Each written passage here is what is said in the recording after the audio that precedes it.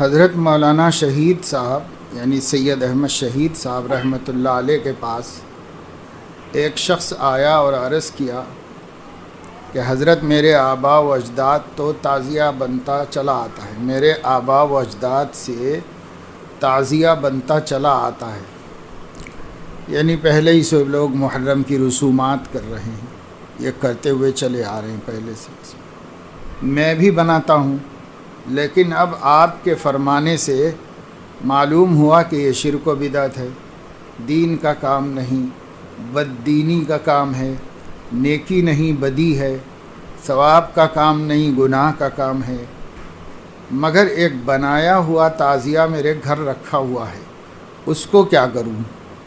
تعزیہ علم جو محرم میں اصلاً تو روافظ کے اعتقادات ہیں، لیکن سنیوں میں عام ہو چکا ہے، سنی لوگ بھی کرتے رہتے، اب ہندو بھی کرتے ہیں، ان کو تو کسی بت کے سامنے جھکنا کیا مشکل ہے، ان کا تو مذہب ہی شرک، لیکن پہلے مسلمان بھی کرتے تھے بہت سارے وہ حرکتیں جو شرعاً شرک کہلاتی ہیں، محرم کی رسومات کے حوالے سے کرتے تھے، شرک سمجھ کے تو مسلمان کرتے نہیں ہیں، لیکن مسلمان یہ ایک رسم سمجھ کر کرتے، ضروری سمجھتے ہیں، بہت سی بد اعتقادیاں وابستہ ہیں اس کے ساتھ۔ تو حضرت سید احمد شہید رحمۃ اللہ علیہ، حضرت مولانا اسماعیل شہید رحمۃ اللہ علیہ نے ہندوستان میں اس قدیمی رافضی رسومات کے خلاف بہت کچھ کوششیں کی ہیں، خاص طور سے حضرت مولانا اسماعیل شہید رحمۃ اللہ علیہ۔ حضرت مولانا اسماعیل شہید رحمۃ اللہ علیہ سے تو ان لوگوں کے مقابلے میں کچھ تشدد بھی ہو گیا ہے، یعنی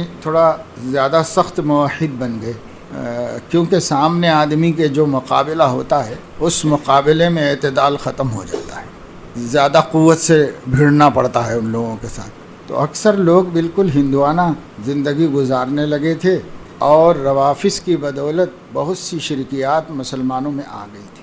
حضرت نے بہت ڈٹ کے مقابلہ کیا، جم کے، اور الحمدللہ ان حضرات کو اللہ تعالیٰ جزائے خیر دے کہ ان کی ہمت کی وجہ سے بات آگے بڑھ سکی ہے، ورنہ جس ملک کے اندر سلاطین خود ان چیزوں میں مبتلا ہوں، وہاں ایک عالم کو مقابلے پہ کھڑے ہونا آسان کام نہیں ہے، لیکن بہرحال انہوں نے کوشش کی، اللہ تعالیٰ نے اس میں کامیابی نصیب فرمائی۔ تو یہ بندہ جو ان کاموں کا عادی تھا اور اس قسم کے کام کیا کرتا تھا، اس نے مشورہ کیا کہ اب آئندہ تو خیر چھوڑ دیں گے یہ سب چیزیں، لیکن گھر میں ایک عالم رکھا ہوا ہے، اس تعزیے کا کیا کروں؟ وہ پیلس بنا کے رکھا ہوا ہوں گھر میں عزت و احترام سے۔ حضرت شہید صاحب رحمۃ اللہ علیہ نے جواب میں فرمایا، کرتا کیا؟ توڑ پھوڑ کر جلا پھونک کر الگ کر دے، اور کیا کرتا؟ یہ نہیں، اس لکڑیاں ہوتی ہیں، لکڑیوں پہ کپڑے بڑے پہنائے ہوئے ہوتے ہیں، توڑو، پنجہ نکالو، لکڑیاں توڑو، چولہے میں جلاؤ، برابر کر دو خستہ، اور کیا کرے گا؟ یہ مشورہ حضرت نے دیا۔ وہ چونکہ ایک زمانے تک اس کی وقت اور احترام کرتا رہا تھا، حضرت کے اس عنوان کا متحمل نہ ہوا، اور حضرت مولانا شاہ عبدالعزیز صاحب رحمۃ اللہ علیہ سے جا کر اس واقعے کو اسی طرح عرض کیا۔ حضرت شاہ عبدالعزیز صاحب رحمۃ اللہ علیہ نے فرمایا کہ بھائی گھر جا کر اس کے بند یعنی ڈورے کاٹ ڈالو۔ اس نے بخوشی جا کر اس کے ڈوریاں کاٹ دی۔ معنوں میں ایک عنوان جدا جدا، انہوں نے بھی اس کو کھلوا دینا چاہا، انہوں نے بھی کھلوا دینا چاہا، لیکن ذرا سخت مزاج تھے، سختی کی بات کہی، توڑ پھوڑ آگ میں جلا دے جا کر۔ تو اب جس چیز کا برسوں سے احترام کرتے آئے ہیں، ذرا اس کے لیے بہت مشکل ہو گیا کہ ایسا کرے۔ شاہ صاحب رحمۃ اللہ علیہ نے، حضرت شاہ عبدالعزیز رحمۃ اللہ علیہ بڑے محدث تھے، بہت بڑے عالم تھے، انہوں نے کہا کہ بھائی اس کی جو ڈوریاں ہیں وہ ڈوریاں کھول دو، جو چیزیں اس میں باندھی ہوئی ہے تم نے اس کو نکالو، الگ کر دو۔ تو حضرت حکیم الامت فرما رہے ہیں، معنوں میں ایک، عنوان جدا جدا، لیکن اثر میں زمین آسمان کا فرق، اثر میں زمین آسمان کا فرق۔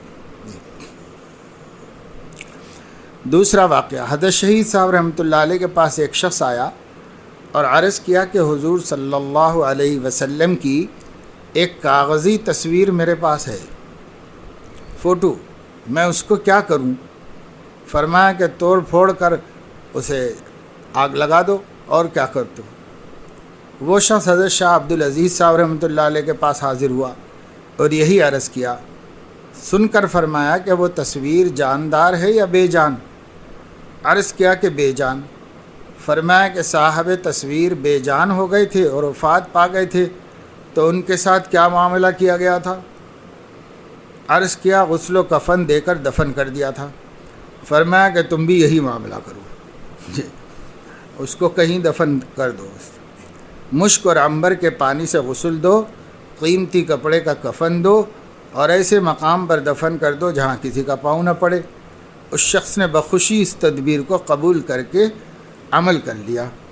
بہرحال کرانا یہی تھا ان کو بھی اور ان کو بھی، لیکن ایک کے بولنے کا عنوان جو ہے سامنے والے آدمی کے لیے بہت مشکل تھا۔ پہلے تو حضور علیہ السلام کی تصویر ہو ہی نہیں سکتی کہیں، لیکن اب ایک آدمی کے دماغ میں بیٹھا ہوا ہے کہ یہ حضور صلی اللہ علیہ وسلم کی تصویر ہے اور بڑے احترام سے چوم چام کے رکھا ہوا ہے برسوں سے۔ اب اس سے کہہ دیتے کہ جلا دو تو وہ تھوڑا ہی اتنی آسانی سے جلاتا نبی کی تصویر کو۔ مطلب یہ ہے کہ لوگوں کے جذبات کا لحاظ کرتے ہوئے ان کی اصلاح کی جائے تو لوگوں کی اصلاح آسانی سے ہو جاتی ہے۔ حضرت علیہ السلام کا ارشاد ہے، یسروا ولا تعسروا، لوگوں کے لیے دین کو مشکل بنا کے مت پیش کرو، سہولت اور آسانی والے رستے سے ان کو دین پر لاؤ۔ بشروا ولا تنفروا، ثواب اور بڑی بڑی نعمتیں ان کو دکھاؤ، نفرت مت دلاؤ۔ ڈرا کے ہمیشہ جہنم میں جاؤ گے، جلو گے، یہی بولتے رہو گے تو وہ سوچے گا کہ میں متقی بن بھی نہیں سکتا، جنت میں جا بھی نہیں سکتا۔ اب وہ 4 دن دنیا میں جو مزے کرنا ہے کر لو، وہ زخمی جانا پڑے گا، ایسے سمجھے گا۔ اس لیے لوگوں کو خوشخبری کے ذریعے سے دین کے قریب کرو، اچھی چیزیں۔